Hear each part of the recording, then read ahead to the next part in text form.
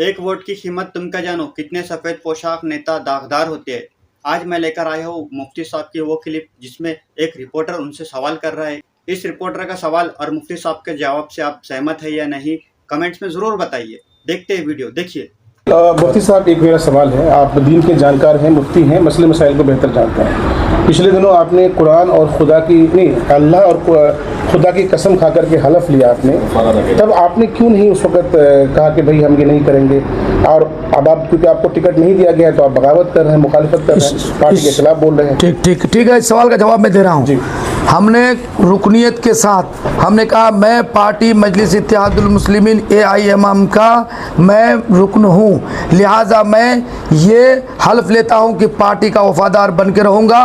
अगर उम्मीदवार बनाता है तो उम्मीद जीतने के बाद पार्टी के साथ लगा रहूँगा, नहीं भी बनाता है पार्टी के साथ लगा रहूँगा। लेकिन सवाल इस बात का है, ये बात समझने की है, क्या ये कौन सा कानून है, कौन सा दस्तूर है, शरीयत के तरफ से है या इनका बनाया हुआ दस्तूर है?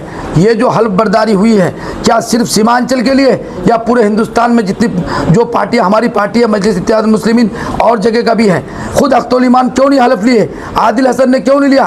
और जब सवाल करता है कोई पत्रकार, कोई यूट्यूबर, तो जवाब देता है कि इमाम है। अरे जब इमाम हो तो इमाम को तो पहले नियत करना पड़ेगा, मुक्तदी नहीं भी करेगा तो इमाम के साथ मुक्तदी का है। जब तुम ही नियत नहीं कर रहे हो, इसका मतलब तुम्हारे दिल में खोट है। और जवाब हमसे लेना भाई, हम तो अब जवाब देने के लिए तैयार हैं, कोई भी है। दूसरी बात यह है, और ये जो हल्फ बर्दारी हुई थी, ये हल्फ बर्दारी अब्दुल्ला कमर सालिम और मुफ्ती असर जावेद को काबू करने के लिए, कि हम इसको कैसे शिकंजे में लाएं। चूँकि उन लोगों का टिकट आज से 6 महीना पहले सौदा हो चुका था, और सौदा करके हम लोगों से हल्फ बर्दारी लिया ताकि ये लोग कहीं भाग ना जाए। ये तो हल्फ बर्दारी है। और शरीयत ये कहती है कि जिस खैर में शर का अंदेशा हो उस खैर को छोड़ देना चाहिए। जिस खैर में शर हो उस खैर को छोड़ देना चाहिए। मौलाना मुफ्ती साहब कह रहे हैं कि कोई भी कसम हो, बड़ी से बड़ी कसम खाकर भी खैर में अगर शर नज़र आए तो छोड़ देना चाहिए। क्या आप क्या आप मुफ्ती साहब के जवाब से सहमत है? कमेंट्स में ज़रूर बताएं। देखिए अगली वीडियो, जिसमें है तो मौलाना साहब इसी सवाल का जवाब दे रहे हैं, जवाब खुद ही से दे रहे हैं, क्योंकि सवाल बड़ा है, दिल पर भी उनके लग रहा होगा, इसलिए शायद वो सफाई में पब्लिक से कहना चाह रहे हैं। उनका जवाब देख लेते हैं, देखिए।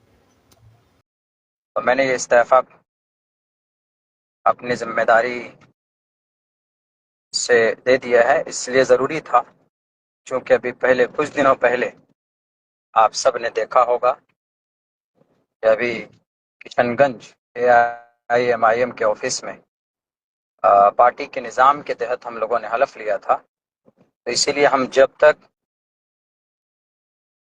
उस पार्टी में रहते, उसके मेंबर बने रहते, तो हम कुछ बात नहीं बोल सकते थे पार्टी के ताल्लुक से, हानिस हो जाते। तो उस कसम से निकलने के लिए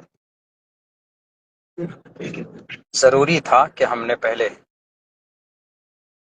उसके मेंबरशिप से इस्तीफा देना था। तो इसलिए मैंने आज सबसे पहले हमने इस्तीफा पेश किया है।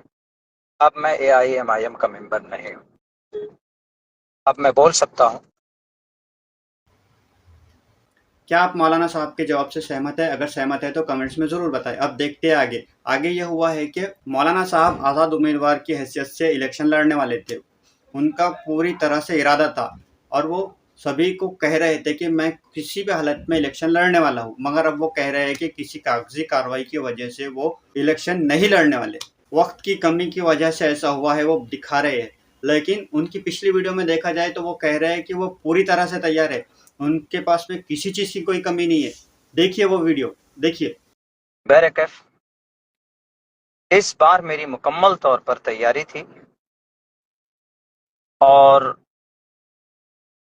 मैं हर एतबार से तैयार था इलेक्शन लड़ने के लिए।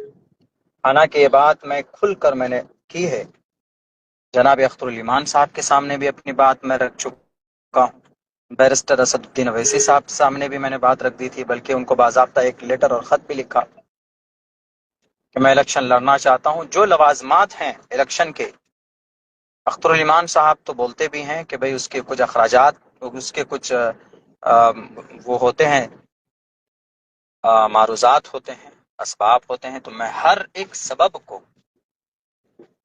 के एतबार से मैं तैयार था। तो अभी आपने देखा मौलाना साहब पूरी तरह से तैयार थे, लेकिन अब क्या हुआ है, किस वजह से वो आज़ाद उम्मीदवारी के लिए उम्मीदवार नहीं रहे, क्या बात है, वो भी इस बात को भी खुलकर नहीं कह रहे। वीडियो को लाइक करें, चैनल को सब्सक्राइब करें।